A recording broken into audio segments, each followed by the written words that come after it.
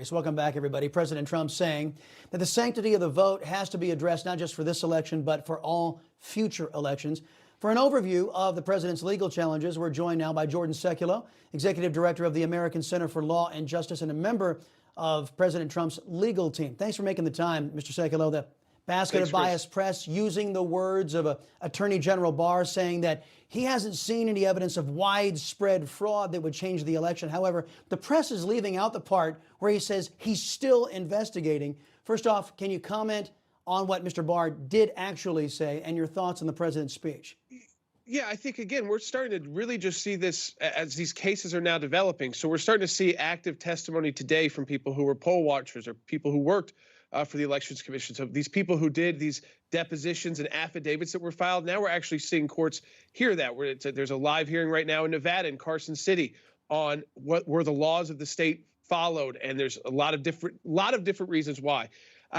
Again, there's a video that just came out, in Georgia, showing when they said they shut down the vote counting, and then they kept counting votes. And the video, kind of like the camera, the security camera, shows that. I want to make clear to people right there, that's a huge election law violation. That is illegal. You can't count votes with no one watching, send everyone home under a phony pretense that a water main broke that actually happened at sometime very early that morning, and keep counting votes. They're on video doing that. Now, again, is it widespread fraud, or should General Barr is not necessarily saying what's happening is not illegal conduct? There's fraud, and then there's also just breaking the law, violating the law. And you'll see in a lot of the lawsuits filed, like in Wisconsin, where it's challenging 200,000 plus ballots that were cast, most of some kind of mail-in with no voter ID, 170,000, no one requested, Chris, the absentee ballot. The state law requires that.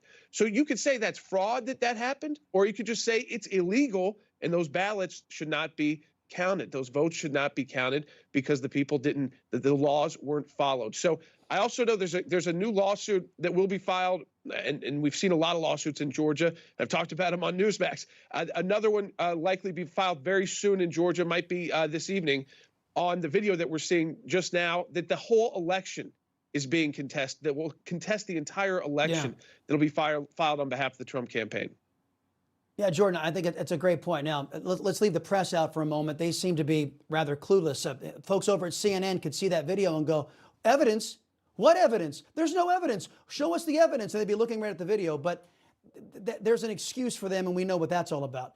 But what about these alleged, air quotes, Republicans who run the state of Georgia? When they see video like this, do you think it's going to be enough to spur the governor of that state or the attorney general of that state into some sort of action, because they've been sitting on their duffs up until this point? Yeah.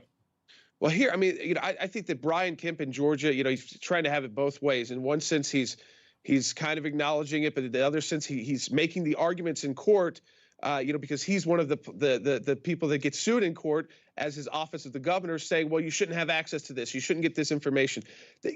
What was infuriating to me is that the Secretary of State in Georgia, also a Republican, who was out there saying, Trump is wrong and this is horrible that everybody's pointing the finger at me, even though this is his job, is to run the election.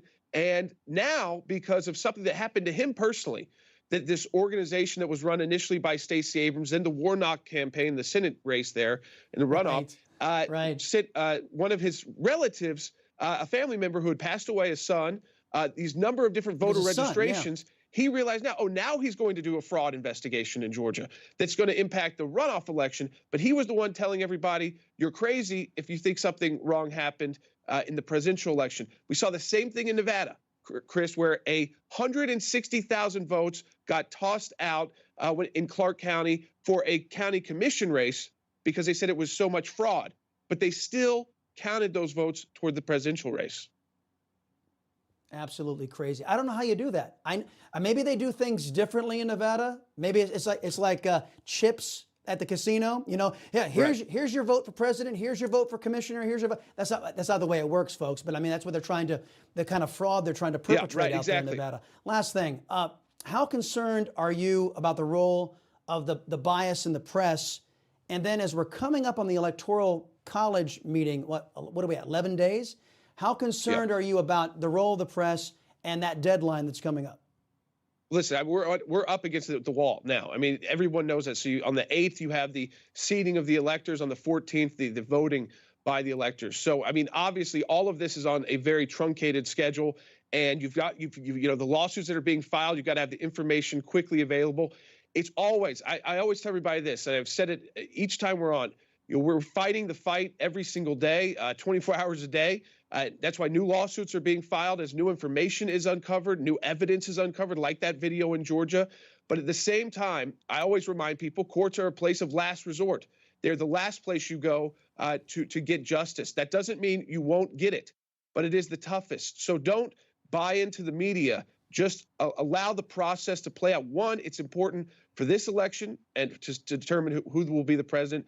It's also important, like in Georgia, for the runoff election, because who will control the U.S. Senate, and of course our future elections as well. I think one thing we've all learned: let's not change election laws 2 months before a general election for president of the United States and see how things work out, because it hasn't worked out well. Hey, that's a good guidepost. Thanks very much, Jordan Sekulow. It's always great talking to you, man. Chris. Coming up.